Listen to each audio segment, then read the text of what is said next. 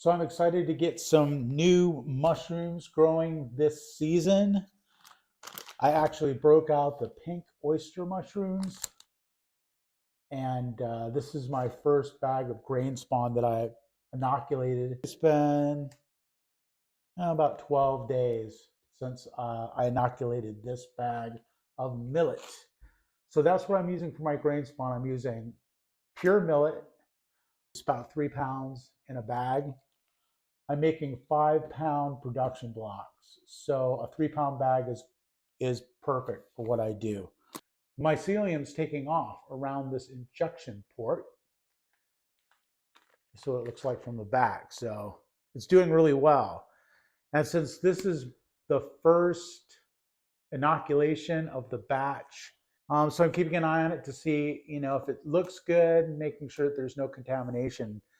There's no odd discolorations, just all this nice white mycelium. But this stage, it's far enough along to where I want to break this up and distribute it through the rest of the millet to make sure that it all gets nicely colonized. And so just simply start breaking it up like that.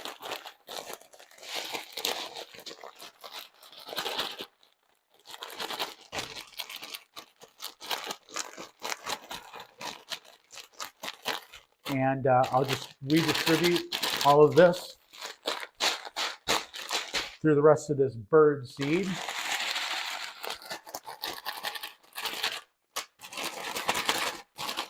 Like that. And like I said, it's just going to help it spread throughout the bag of spawn.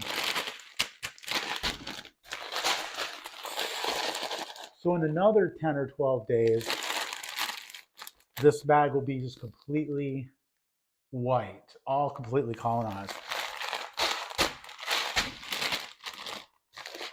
So I'll show you an update of that when I get to that.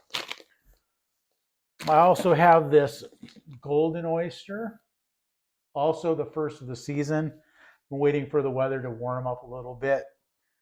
So it's getting there, and I've got a good start on this. So same thing, started a new batch of this liquid culture, and you can see once again around the injection port, it's nicely colonized, and in the back, it's really taken off.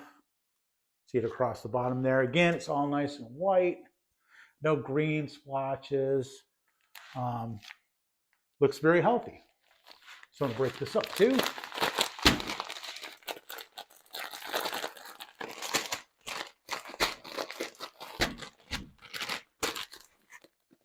So again, in another week, 10 days or so, this will be fully colonized. This whole thing will be nice and white. And it will be ready to inoculate some sawdust.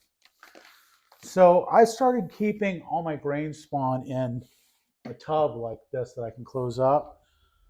I didn't do this initially. I would just kind of put it on my rack and let it incubate in my incubation room.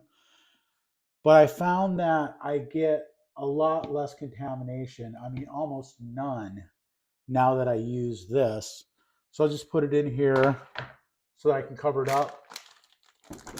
I think I saw somebody else doing this online, and I thought, yeah, that's not a bad idea. And it really seems to work. Here's some king oyster, same thing. Looking good. We'll break this up, stick it in there. I can't wait to get some of these things growing, and I'll show you the next stage in the process when I get to it. Have a great day.